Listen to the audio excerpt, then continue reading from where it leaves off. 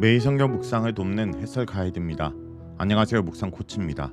함께 읽고 나눌 말씀은 열왕기하 13장 1절에서 13절까지 말씀입니다.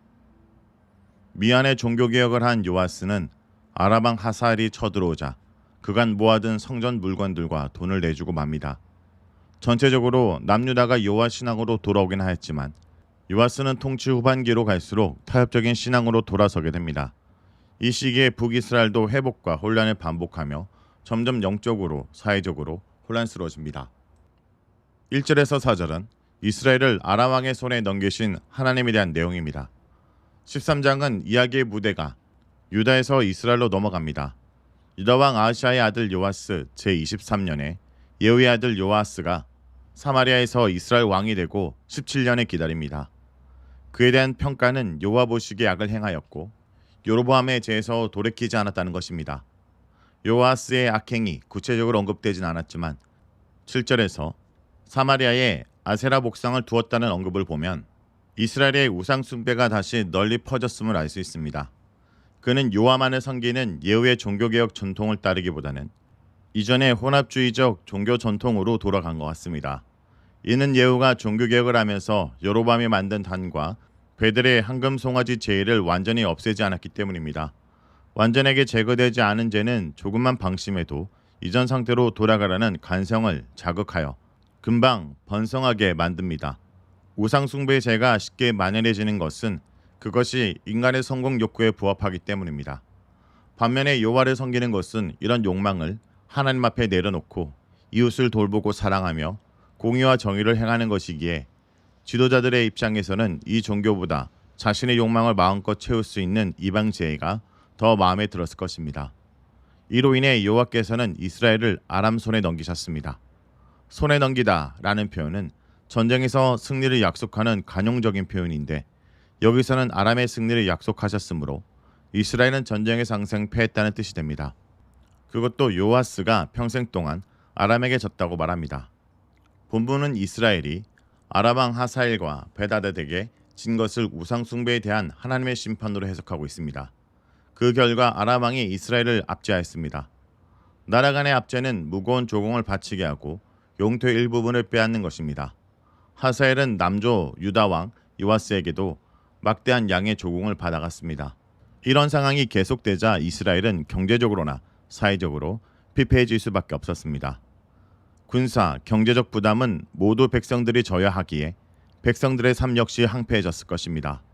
전적으로 자신의 무능함을 절감한 요아스 왕은 하나님의 자비하심을 간절하게 구합니다. 그러자 하나님께서는 이들의 간구를 들으십니다. 5절에서 7절은 이스라엘을 구원하시고 심판하시는 하나님에 대한 내용입니다. 요아스의 기도를 들으신 여호와께서는 이스라엘 위에 구원자를 주십니다. 이 구원자가 누구인지는 언급되지 않습니다. 다수의 학자들은 그가 당시 아수르의 왕인 아다드 나리 2세이거나 하맛의 자구트 등 이웃나라 통치자라고 봅니다. 당시 살아가고 있던 엘리사라고 보기도 합니다. 이 구원자는 이스라엘을 아람의 압제에서 구원하여 이스라엘 사람들이 자신의 장막으로 돌아갈 수 있도록 해주었습니다. 이 부분은 애굽에 압제해 있던 이스라엘이 애굽 왕 바로의 손에서 나온 것을 묘사한 신명기 26장 7절에서 9절과 비슷합니다. 하지만 죄를 짓고 여호와께서 진노하사 적의 손에 넘기시고 이스라엘 백성이 부르짖자 구원자를 보내셔서 압제자의 손에서 구원해 주시는 이 패턴은 사사기에서 사사를 통해 이스라엘을 구원하시는 모습과 매우 닮았습니다. 여기서 구원자 이름을 말하지 않는 이유는 두 가지일 수 있습니다. 첫째, 구원자는 이방 나라 왕일 가능성이 크기 때문일 것입니다. 둘째, 구원자에 집중하지 않고 구원자를 세우신 여호와께 집중하기 위해서일 것입니다. 엘리야 이야기 이후 여호와께서는 이스라엘만 관여하시는 것이 아니라 주변 나라들의 정세에도 관여하여 하나님의 시간과 기준에 따라 왕을 세우기도 하고 폐하기도 하시며 나라의 흥망성쇠를 주관하시는 모습으로 등장합니다. 인간의 시각으로 보면 나라의 성세가 주변 나라들의 역학관계 속에서 이루어진 듯이 보이지만 신앙인의 눈으로 보면 하나님과의 관계 속에서 한 나라의 흥망성쇠가 결정되는 것입니다. 열왕기 기자가 우리에게 하고 싶은 말이 바로 이것입니다. 하지만 6절에서 7절을 보면 이스라엘은 급한 상황 속에서 하나님께 간구하여 구원을 받았지만 이들이 하나님께 완전히 돌아선 것은 아니었습니다. 이들은 어려움이 끝나자 여전히 이전에 믿던 신앙으로 돌아갔습니다. 그들은 여전히 여로보암의 죄를 떠나지 않고 그 길을 따르고 있었습니다. 아세라상은 여전히 사마리아 곳곳에 서 있었습니다. 하나님의 구원을 경험했으면 이전의 모든 죄에서 돌이키고 여호와께서 원하시는 방향으로 걸어가야 하지만 구원만 경험하고 잠시 하나님께 감사하고는 다시 이전 생활로 돌아간 것입니다. 이것은 요아스와 이스라엘 백성들이 여호와 신앙의 본질이 무엇인지에 대한 깊은 성찰과 지식이 없었다는 것을 보여줍니다. 여호와의 백성이 되는 것은 다른 신을 절대 섬기면 안 되고 오직 여호와만 섬겨야 하고 여호와를 섬기는 방식도 여호와께서 정한 방식이어야 합니다. 이것이 십계명에 말하고자 하는 것입니다. 이들은 여호와를 섬긴다고 말하면서도 여호와를 섬기는 것이 무엇이며 어떻게 해야 하는지를 정확하게 모르고 있었습니다. 이들은 회심한 것이 아니라 개종한 것에 불과했습니다. 하나님 중심으로 모든 것을 해석한 것이 아니라 자신들의 필요를 채워주시는 신만 요청한 것입니다. 호세아 선자는 북이스라엘 멸망 원인을 여호와에 대한 지식이 없기 때문이라고 지적합니다. 이런 이유로 여호와께서 다시 아람 왕을 통해 이스라엘 백성을 심판하신 것입니다. 타작마당에 티끌같이 되었다라는 것은 알곡 하나 없이 먼지만 날리는 상황에 대한 묘사입니다. 아람 왕은 이스라엘 군대를 거의 죽이고 마병 50명과 병거 10대, 보병 10,000명만 남기고 있었습니다. 이것은 이스라엘의 군대가 거의 괴멸되다시피 한 심각한 상황이었음을 의미합니다. 여호와의 도우심을 배반한 심판의 결과는 혹독했습니다. 9절에서 10절은 요아스의 죽음 공식입니다.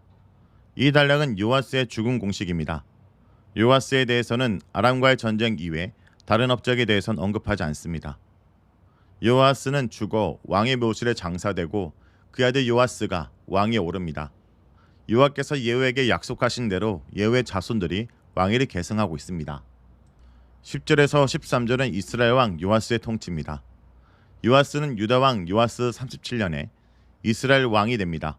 그런데 1절에서 그의 아버지 요아스가 요아스 23년에 왕이 되었고 17년을 다스렸으므로 이스라엘 왕 요아스가 왕이 된 것은 유다 왕 요아스 39년이 되어야 합니다.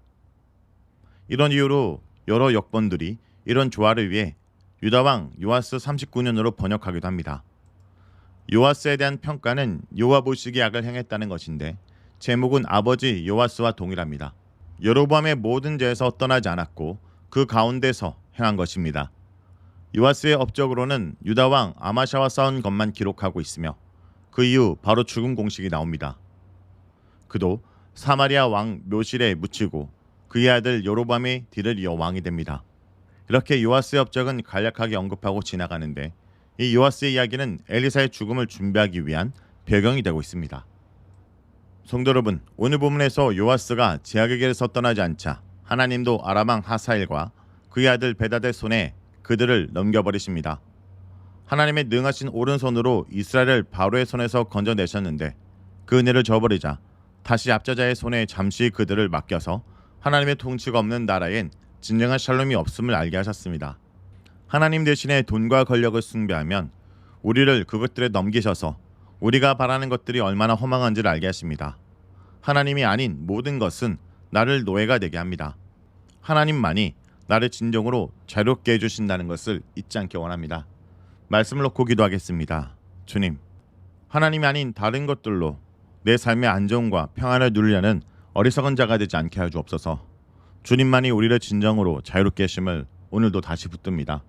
우리 삶의 주인이 되어 주옵소서. 예수의 이름으로 기도합니다. 아멘. 주의 자녀로 산다는 것은 불 가운데로 걸어가는 것, 그 속에서 신실하게 날 지키시는 그 손길을 경험하는 것, 주의 자녀로 산다는 것은 바다 위로 걸어가는 것, 내 온몸을 덮쳐오는 폭풍 속에서 잠잠 잠이주 바라보는 것 때론 불 가운데 휩싸일 때도 폭풍 가운데 무너질 때도 주님 내 곁에 함께 하시네. 가장 가까이에 함께 하시네. 주의 자녀로 산다는 것은 나도 그들을 용납하는 것, 나를 위해 달리신 십자가 사랑, 그 사랑으로 살아가는 것.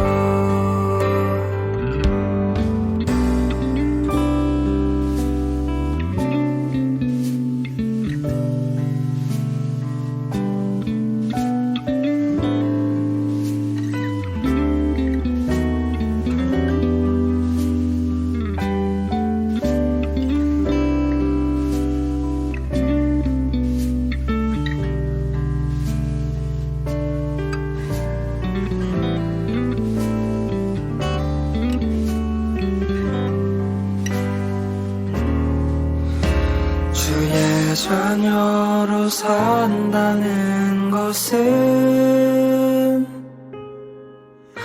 주님과 함께 동행하는 것,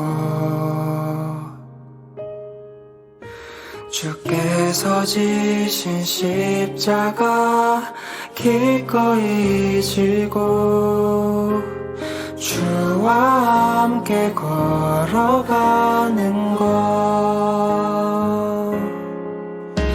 주의 자녀로 산다는 것은 주님과 함께 동행하는 것, 주께서 지신 십자가 기꺼이 지고 주와 함께 걸어가는 것, 때론 불 가운데 휩싸일 때도 폭풍 가운데 무너질 때도 주님 내 곁에 함께 하시네. 가장 가까이에 함께 하시네. 때론 불 가운데 휩싸일 때도 폭풍 가운데 무너질 때도 주님 내 곁에 함께 하시네. 가장 가까이에 함께 하시네. 가장 가까이에 함께 하시네. 가장 가까이에 함께 하시네.